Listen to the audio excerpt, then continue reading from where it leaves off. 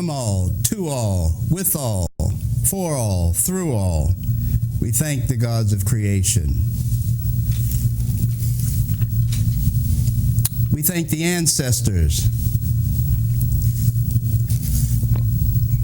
We thank the forces of nature.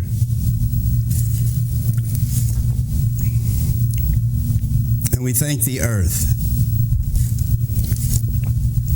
We thank them for their direction, their protection, their guidance, for keeping us, showing us, allowing us to know and enjoy life to its fullest, now and later.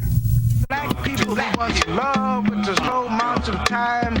Time was ours to hold in the soft, love-warm chambers of our hearts. And was we, the Afro mommies and daddies of a sun world, would turn our strands of hair into antennas to tune in the juju madness and syncopated love rhythms of Africa. And we love with time, and we took the time to love, and with the right time we love, and we love time after time. Will we ever love again?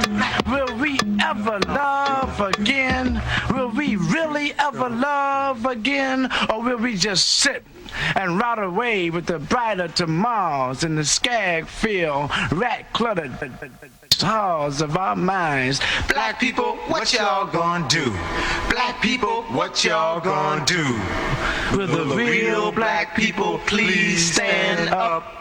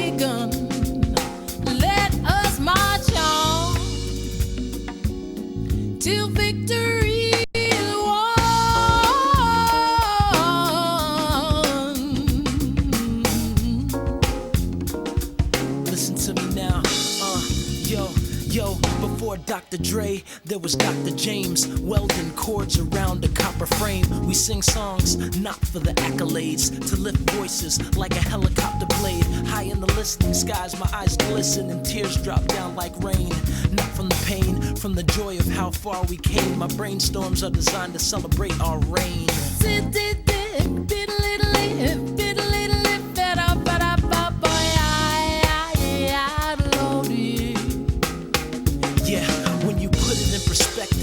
The collective, monuments erected, continents affected, presidents elected, ancestors making moves with the music we've been blessed with. We use it to keep communities connected. Through harmonies, a harmony is collected. Reaping the fruits our foremothers invested. Lift every voice till freedom has manifested. Come on, yeah, lift every voice till freedom has manifested. Come on, listen, lift every voice till freedom has manifested.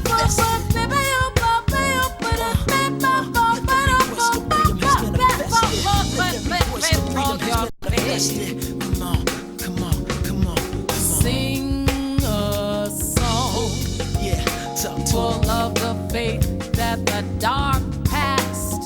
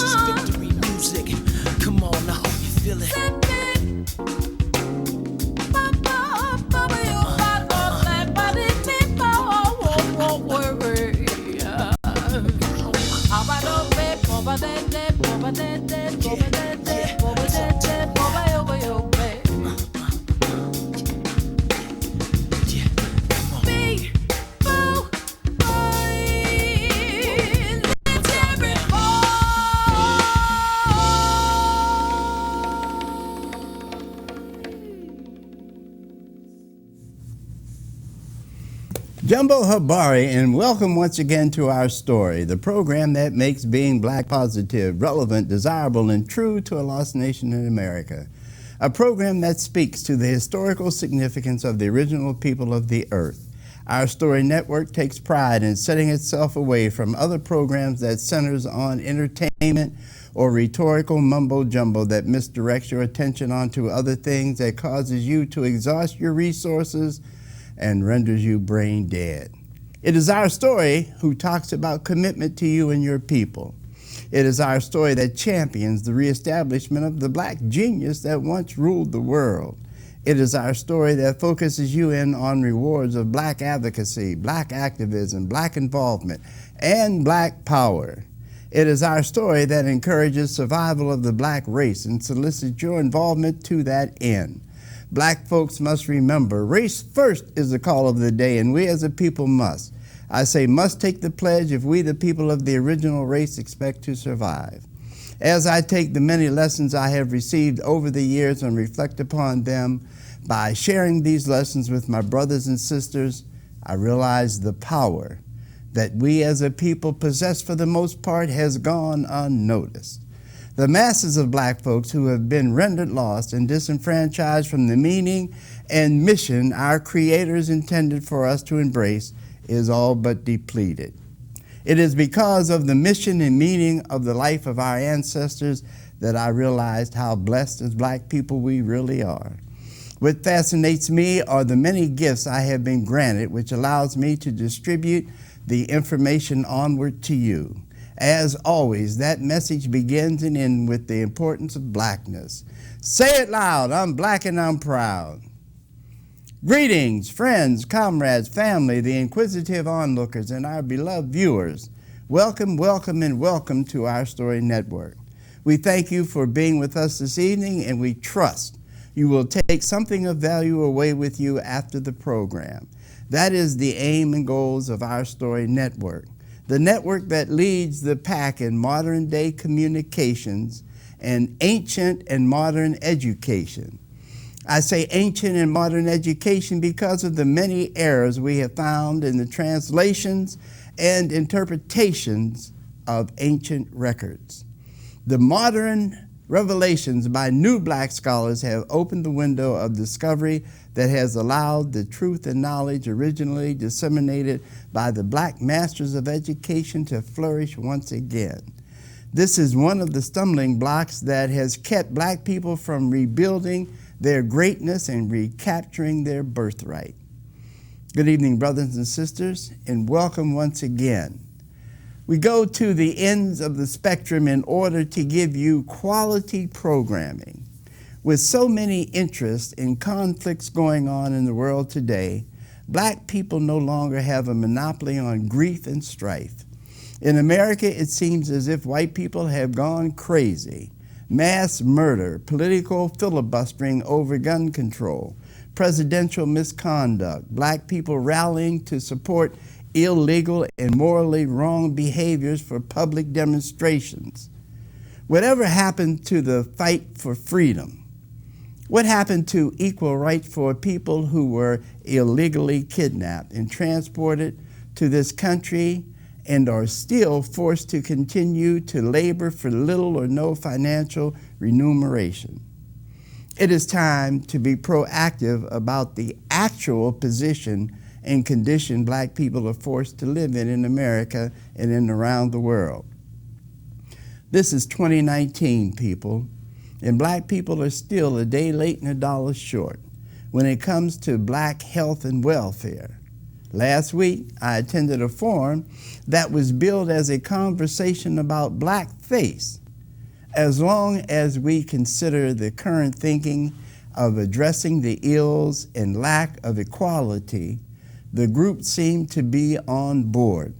But when the reality of little to no real progress for black people has been made, maybe, just maybe, we as a people will be able to fight our way out of a brown paper bag.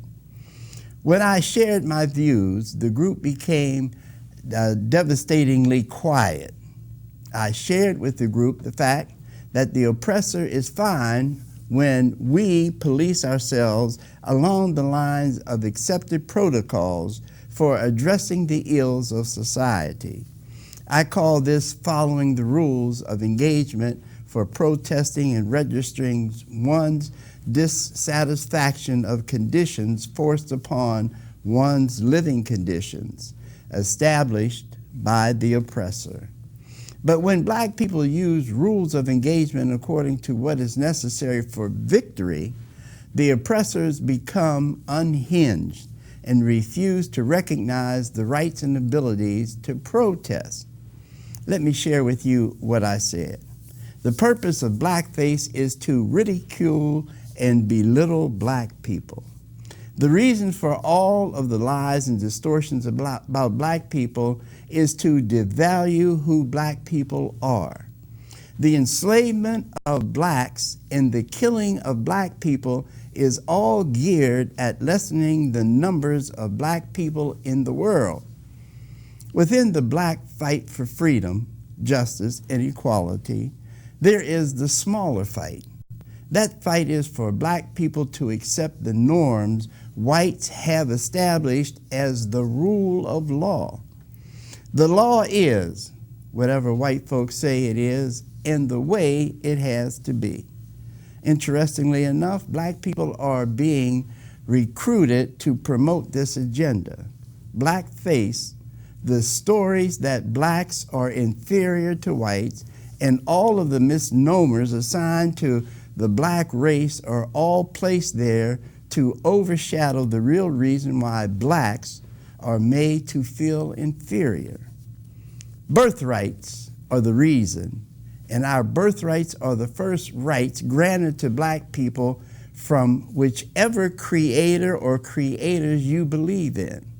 Since black people were created first, and since black people were created in the Creator's image, that makes black people the chosen people. The white race has always tried to remove this factual piece of evidence from the face of the earth.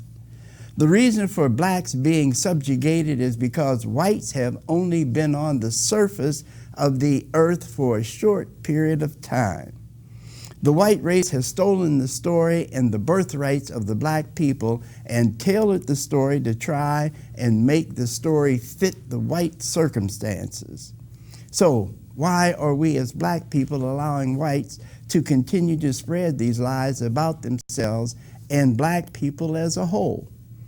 When are we going to start to communicate the facts that white people came from the brutal murders, barbarians, cave dwellers, and uncivilized thinking? Why haven't the famous black scholars revealed the theft of the black birthrights? Why haven't black people stood up for their position God granted the black race long before the white race was even invented? Why, you ask? Because the mass murdering, total destruction of great civilizations, and the temptation of power and wealth offered our black scholars has kept white people in the driver's seat. The many religions practiced throughout the world are all part of the conspiracy that whites dismiss as conspiracy theories. When was the last time you ever heard the story of the original Christian church? For most of you, it was never. Because if you knew the true story, you would leave your religion. The truth is, the Christian church was constructed and maintained by all black people. That is, until blacks began to believe they could civilize the heathens that lived in the caves of the Ural and Caucasus Mountains. This is where white people derived their racial name from, Caucasian, meaning where the white race actually is from. Their habitat is the Caucasus Mountains, where they lived in their own filth with death and destruction all around them. So, when I hear any derogatory talk about black people being inferior, why am I not hearing about the history of the backward white race that has stolen everything they have, and just like Donald Trump, They have no idea what to do with what they have. They talk about climate change. The disaster of climate change is found in the fact that white people were never intended to be in charge of anything.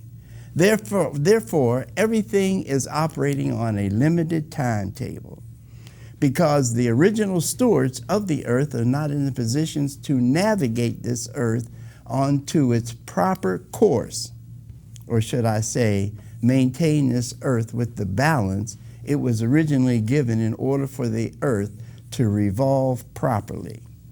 This is where we as black people should be in championing the cause for blackness. You know, I write my commentary according to what my frame of mind happens to be. Tonight, I believe I have two opposing topics, one that pushes the black agenda and one that pushes the white agenda. It will be interesting to find out how our guest views this possible conflict of interest. Since our story network covers all topics of concern to the black community, it is only fitting that we address the various elements and activities this society offers the general population. Recently, I was made aware of the Mrs. Louisiana Universal beauty pageant, where married women can compete in a beauty pageant similarly the way single women compete for national and international recognition. Tonight, we have Clarissa Lange from Slidell, Louisiana.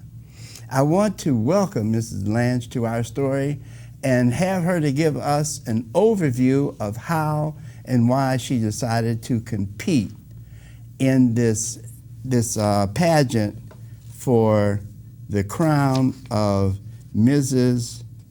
USA. I want to welcome you, Clarissa, and thank you for being with us. And would you give our viewers an overview as to what it is that you, as sitting a reigning queen of the Louisiana Universal, and where that takes you and what your next step is, Ms. Lange. Oh, thank you so much for having me, Mr. Johnson. I'm honored to be here. I am currently holding the title of Mrs. Louisiana Universal, and I was appointed that title, which I'm very honored to be appointed that title, and now I will go to Playa del Carmen and compete for the title of Mrs. USA Universal. Now, you say appointed. Explain to our viewers what that process had to deal with. Well, the process had to deal with an interview, and they chose, you were chosen instead of going through a real pageant. You were interviewed and chosen to whether to represent your state, what state you represent. Now, when you go on to this, the August 6th pageant, and what is the correct title of that? Miss Universal and Miss USA Universal.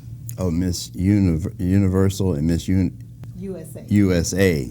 Yes. Universal, right? Mm-hmm. Okay, what will you have to do in order to capture that crown? Well, that will be more like a formal pageant. That pageant will entail beauty, swimsuit, runway, interview, and all of your formal pageants. Now, details. What is it that actually got you to even consider a career in pageants? I'm glad you asked me that. Actually, I really surprised myself to be doing a pageant. This is my very first pageant that I am doing, and what got me in there was to motivate people to get out and do something positive, and I wanted to have a platform and a voice and a title to be heard with what I wanted to bring to the state of Louisiana. So what motivated me was to try to motivate others to get up and do something positive and follow your dreams, and to realize that it's never too late to accomplish anything that you would like to do in life. What about your daughter? Well, of course, I did want to motivate my daughter as well. She is 17 now, and she has done a beauty pageant before, and she actually placed first place in it, but she's no longer interested in it. So I am trying to lead by example and show her that it's something that she could possibly take part in the future.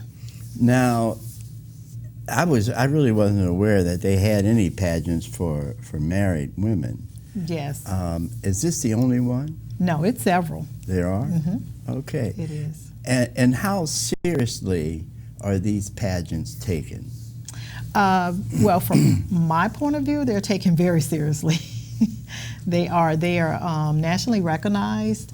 They are a lot of the different pageants they have different levels that they compete at, and if you win, they have other levels that you go and compete at, and you can travel as far as to London, out of the country, just wherever. Just depends on the level that you're on.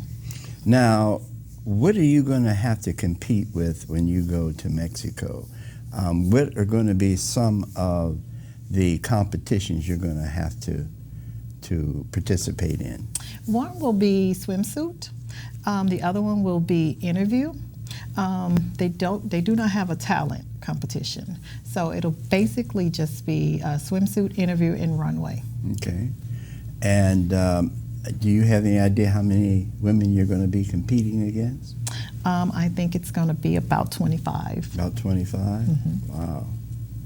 Okay, so, and as we talked earlier, you're looking forward to bringing the crown home. I am. I definitely am. Were you surprised when you were selected? Very. Tell us about that.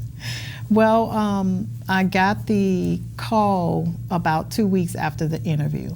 So the interview went very well. I wasn't expecting to be selected, but after I got the call, I was very surprised, and I knew it was something that I needed to do. So let's talk about the platforms. You have a platform, and then you also have a connecting platform that involves your husband. Tell us about that. Okay, so my platform that I hold near and true and dear to my heart is one that I created myself. I'm a person that believes in youth advocacy.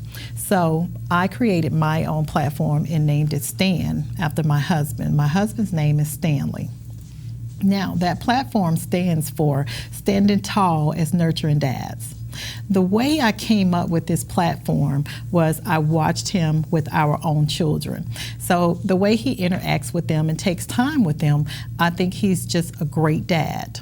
And not only with our own children, if they would have friends come in, everybody's always want Mr. Stanley to either fix them something to eat, he's famous for his fried pork chops, or play a little ball, or just do whatever. So I just named it Standing Tall as Nurturing Dads, and I believe that every youth should have some positive male role model in their life, and that's what my platform was based off of. All right, now let's get down to the nitty-gritty, as some would say. Okay. We know in America that there are racial differences. Mm-hmm. What is it that you see in opportunities like this that will be beneficial to black folks? Wow. Well, I think it's just positive all around, but as for young black ladies, I think they can see that you can always go after your dreams, and there's always a world out there that if it seems like you're different or you can't make it, that it's always a possibility that you can make it. And it was just proven in the history that was just made with Miss Teen USA, Miss USA, and Miss America and Miss USA. So those were three prominent black young ladies that were all chosen, and they made history because that has never happened before. So it can be done. Now, to the youth that are watching and may see this at some point in time, what is it that you can tell them that they will benefit from if they get involved in this kind of activity? and where this can possibly take them in life? Well, to the youth, what I would tell them is getting involved in the pageantry world, it can have lots of benefits to you. Now, the thing that I think you would benefit the most from is your voice and your platform. That's where you would want to do your focus on. With having that voice and that platform, whatever type of platform you may choose, and you can always choose more than one, but that is where you will have your voice and your stand, and that is how you will benefit and learn to help others. So they will learn to just be a help and to help out in their communities. Now tell us a little bit about, because it says here that you have done some acting. Yes. And associate publicist at Meet the World Image Solutions. Tell us something about that. Well, I started acting I think it's been about 2 years. So I started doing a stage play. I went and auditioned for a stage play, and luckily I got a leading role, and I've been doing just numerous little stage plays, a few stage plays here and there. So acting, it was not anything that I grew up or something that I longed. It just kind of fell into my lap, and I just took advantage of it, and I've been acting. And I actually love it. It's something that I like, and I would love to continue. So it's a different world, so I like it. Before you got involved in pageants, what was your view of pageants? How did you view them, and what did you believe that the pageants were? Actually, before I got into them, I really don't think I liked them very much. I don't think I thought there was much positivity in them. But being involved in them, I do see the positivity in them. I guess my view, probably my daughter got into it, and that's why I started learning the positivity that can come from the pageantry world. So yeah, at first I don't think I was just very fond of it, but it's something that grew on me, and just like anything else, as you start to do different things in life, you learn more about it, and as you learn more about it, you grow and you learn the positivity in it. Now, I believe you're originally from Memphis, right? Yes, I am. Okay, so I think New Orleans would probably be strange at best to you. Yeah, I guess you could say that, Yeah. especially when I first moved here. And I'm not holding it against you. I'm not saying it for that reason. I'm just qualifying it from the standpoint that you don't really have an understanding or knowledge of how our black female children grow up here in New Orleans. What, if any, outlets they have to learn, how it is that they are able to know what positivity a pageant will have, or anything for that matter, because we're very limited here in what we have exposure to. Now, I'm sure there'd be people that want to argue with me about that, and we are only limited by our own devices. But it's unfortunate that most of us are limited because we have had limited exposure. Understood. So it is a snowball rolling down the hill that's gathering, but there's not a lot of substance within it. So I said all that to ask you, what is it that you can share to our black females here in New Orleans that would give them some kind of idea as to what they may be able to realize from activities in the pageant? Well, just first to start off, I do not know, to answer your question, what it is like to grow up in New Orleans firsthand. But I have, in my reign, I have been able to interact with a lot of the youth around the city and around different cities of Louisiana. Now, as far as the young black females, exposure would be the number one thing for them to get out and to see. And that's one of the things that I love about being Mrs. Louisiana and doing my reign, is that I get to get out and I get to meet all of the different types of young ladies. And there are so many different personalities out there. And you have some that look and would love to do it, and you have some that think they would never do that.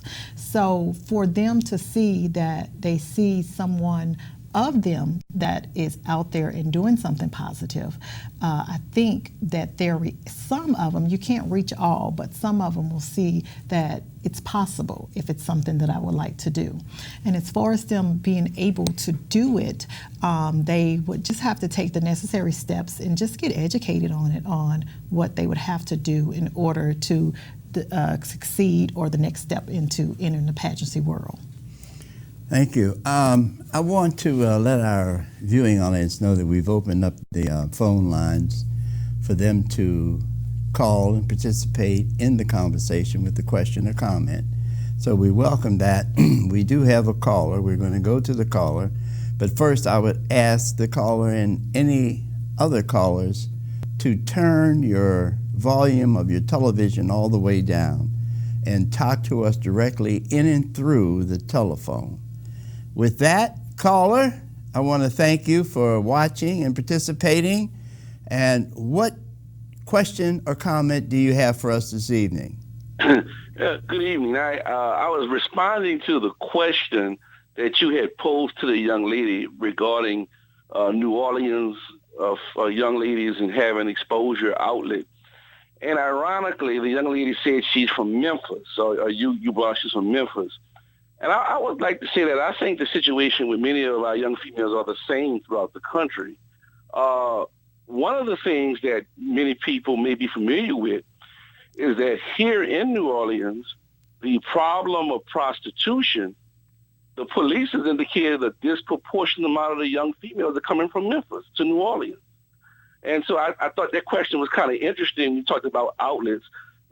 The New Orleans African-American females are interesting because New Orleanians tend to be more native to the city. We have a high nativity rate compared to other cities. So a lot of these young people see that people come here to revel in their culture, their cultural innovations, so on and so forth. So when you're from New Orleans, for example, when Hurricane Katrina happened and many New Orleanians went to these other places, these other young people were wowed by the New Orleans culture that the young people brought to these other cities. So I thought that question was kind of interesting from the standpoint it appeared you were saying that the New Orleans females were kind of limited and not exposed. And I thought of the young lady, your guest, being from Memphis and seeing a lot of young Memphis girls coming here to hustle. I don't know what's going on in Memphis, but there is a large amount of Memphis girls coming here every day to hustle. Very nice young ladies, many of them, but they come from some very rough backgrounds. And with that, I'll just let you all talk about what I introduced as it relates to what the guest is doing and the impact on young African-American females. Thank you. Well, before you answer, I just want to say his brother seems to be very knowledgeable in the females coming from Memphis who come here to hustle. So I don't know what he's involved in, but boy, I guess he could tell us some stories too. I'm sorry, go right ahead. Wow, I am not very aware of that, but that's very interesting to know. If that's the case, then I don't think it's a very good one at all. As far as, I guess New Orleans, like he said, it's a very interesting city, and people come here to do whatever they like to do. I guess they feel more free. You can do a lot of things here that I guess you can't do in other cities. So as far as that is concerned, I think it should be addressed some type of way, but we would have to find an advocate or outlet on how to address that and how to Well, you know, I don't know whether the brother's ever been to Memphis or not, but I've had an opportunity on several occasions to go to Memphis, and to me, it appears that Memphis is trying to mirror or mimic what New Orleans has to offer. I mean, you have Beale Street, is that correct? That's correct. You have many streets there that's named after streets from here. You have, what is it, the blues is supposed to be a big thing there. They come out as being one of the blues cities Correct.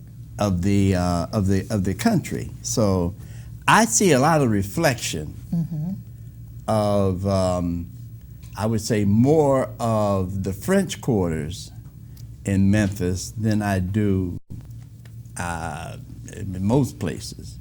But I do believe Memphis is trying to get the flavor of New Orleans, if nothing else. I would have to agree on that. I see Beale Street and Bourbon Street, but they're totally different. Not totally different, but Beale Street is not like Bourbon Street. It can't hold a candle to Bourbon Street at all.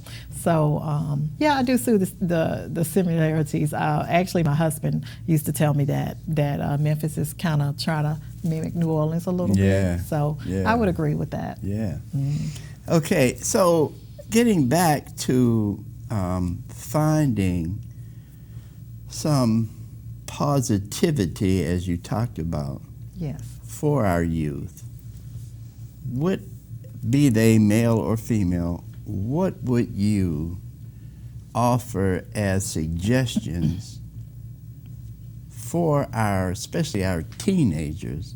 Because it seems as if we're in a particular mode and period of time here in New Orleans where our youth have just exploded and gone wild. There's Monday, this past Monday, they just affected a curfew for our youth, which I'm not a fan, but it is reality. It is what it is. We have the youth, I believe, in a lot of cases, are being labeled, unfortunately, and probably incorrectly labeled as crime, people of crime, or people who commit crime. And I do not see very many programs addressing our young people or youth. I don't know what they expect the youth to do when they've taken everything away from them, essentially. And then it's gotten so bad, youth were trying to find outlets within their community. Police come along and they want to chase them off. So I believe personally we have to have not only the parents but the youth to come together to determine what is best for them. What is it that they want? And then just find a way of delivering the services to them that they need. It's to me, I think it's that simple. I totally agree with you, Mr. Johnson. I think that their voices should be heard. I think that we, as adults, they should listen to the youth and hear what's on their mind and what's in their hearts. And after speaking with them, try to find some type of way to make some positivity happen. Let's keep them educated. We know they're getting their school education, but outside of that, let's keep them interested in something positive instead of something negative, because that'll come. That's everywhere you go, everywhere you turn, there's negativity. But instead, if we can find more positivity, that will work out better for them. Now, I want to take that and turn another corner here, and I want to talk about, as an advocate of cultural norms, especially as a black man, I have pretty much drawn a line in the sand and have put the concerns of black folks, of us, on one side, and the challenges we face from whites on the other.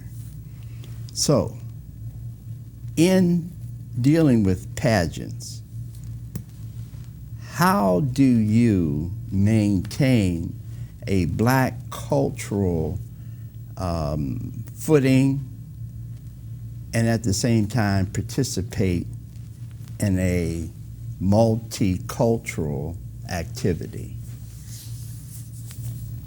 Well, actually, like you said, it is multicultural. With me, for myself, I stay true to myself. I am who I am, and I'm very proud to be a established black lady. Now, in the particular pageant that I am in, there are all different types of, actually there's different types of nationalities, because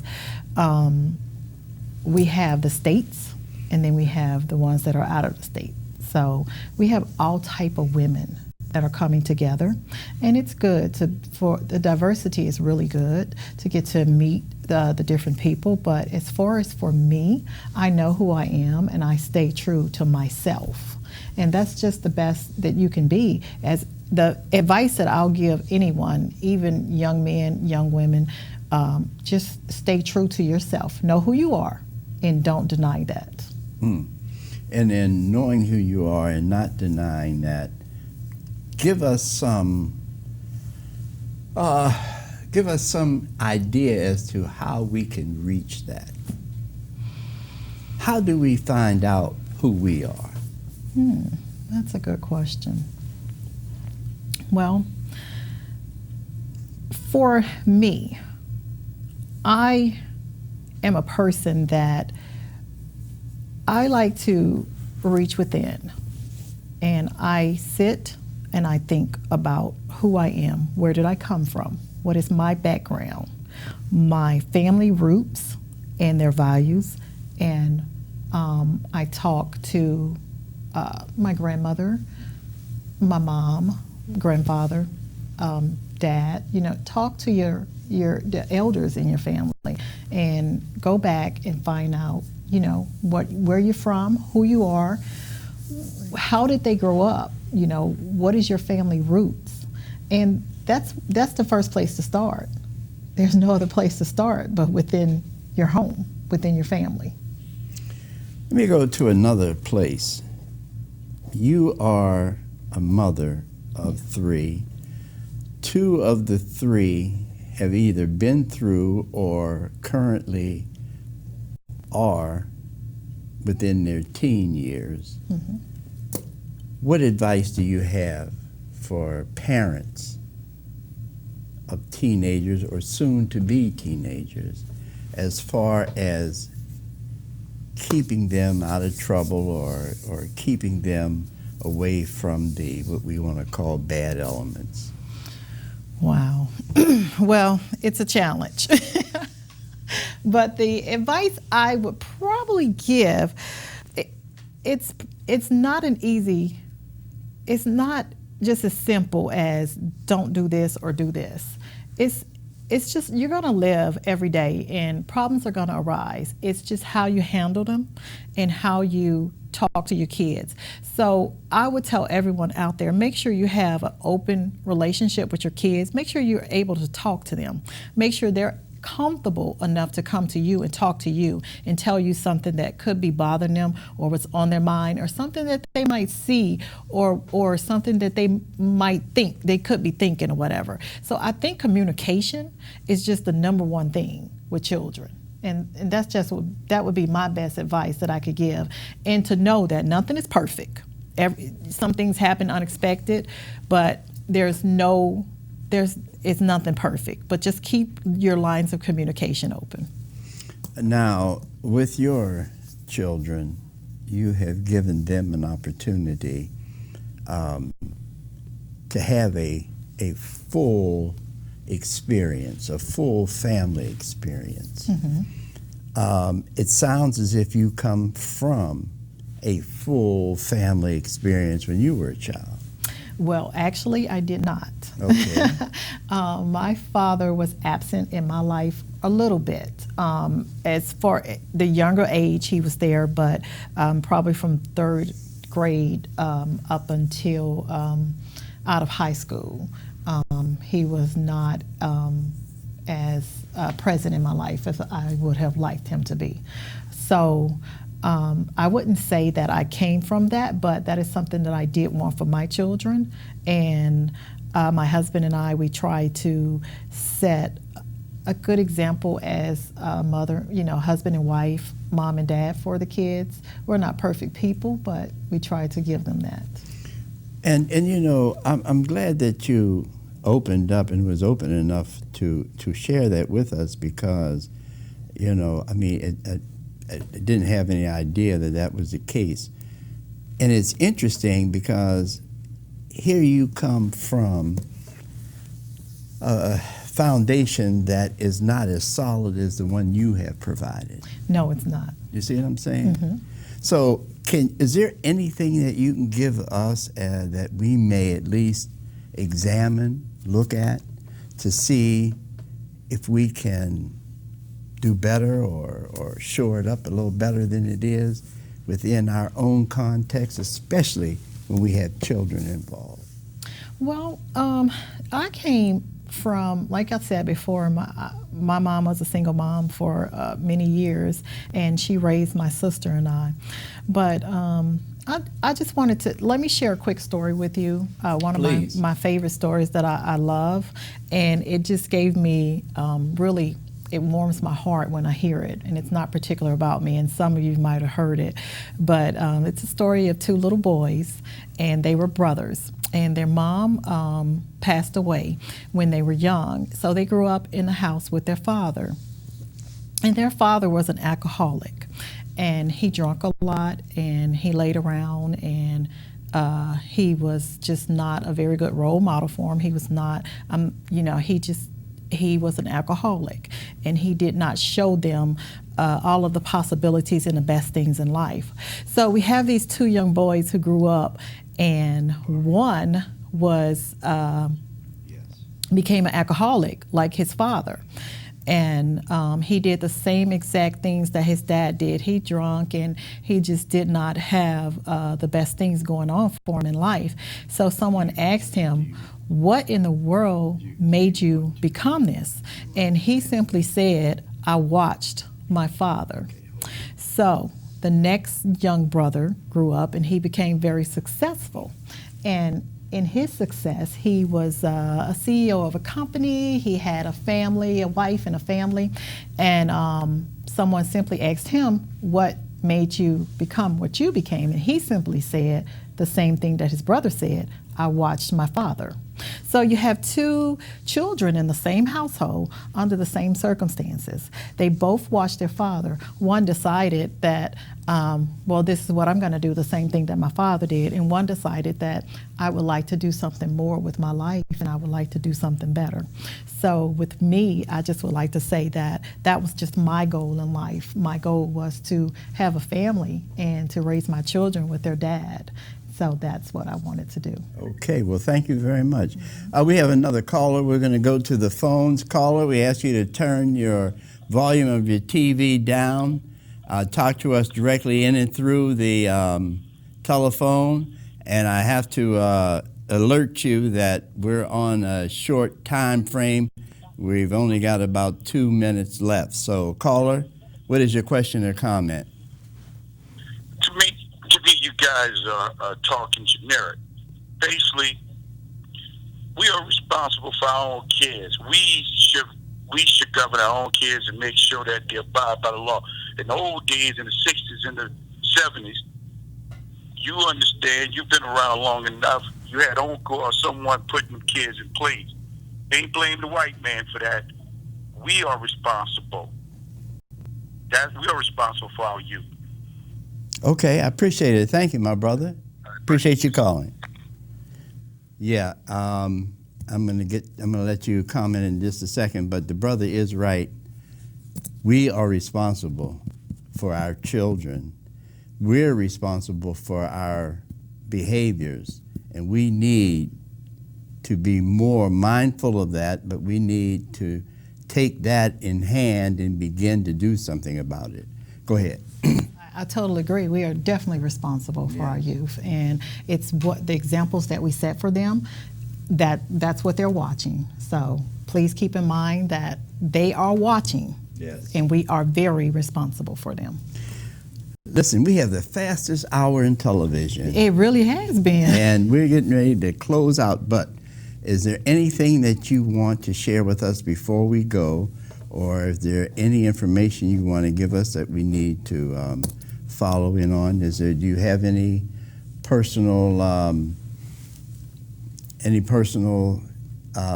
considerations that you want people to know, or if they want to get in touch with you, if you want to share that with them, fine. If not, it's good. Okay. Yeah. Well, first of all, thank you for having me. I have really enjoyed the show.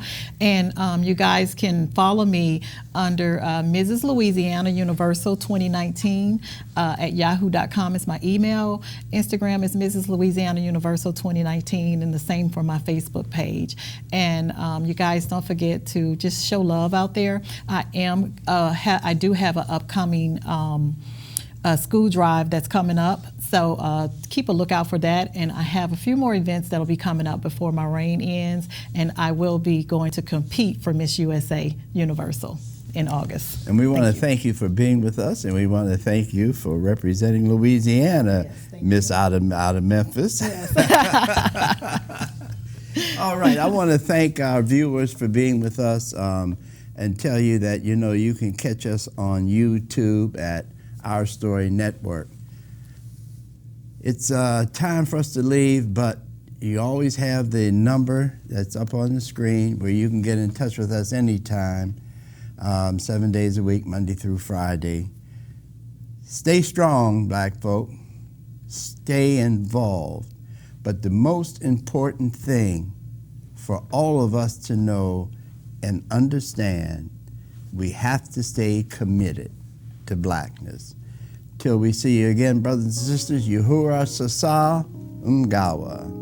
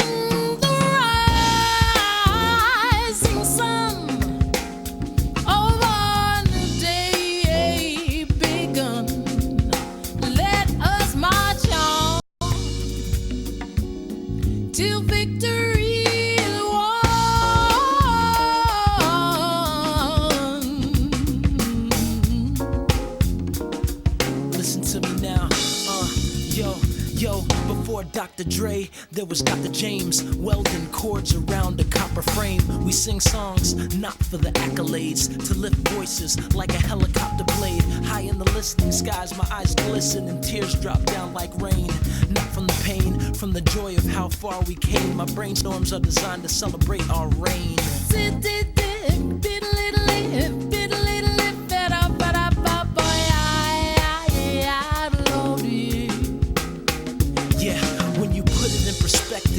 The collective, monuments erected, continents affected, presidents elected, ancestors making moves with the music we've been blessed with.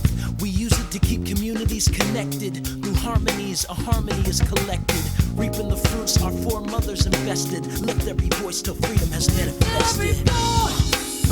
Come on, yeah, lift every voice till freedom has manifested. Come on, listen, lift every voice till freedom has manifested.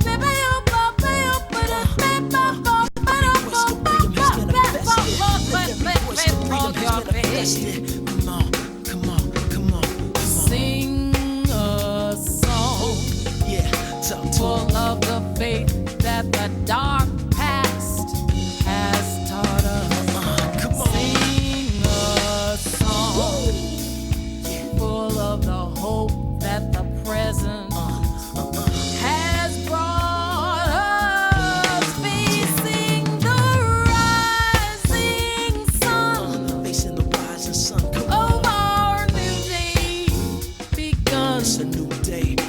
Let us march on Yeah. till victory is Yeah, until victory is won, come won.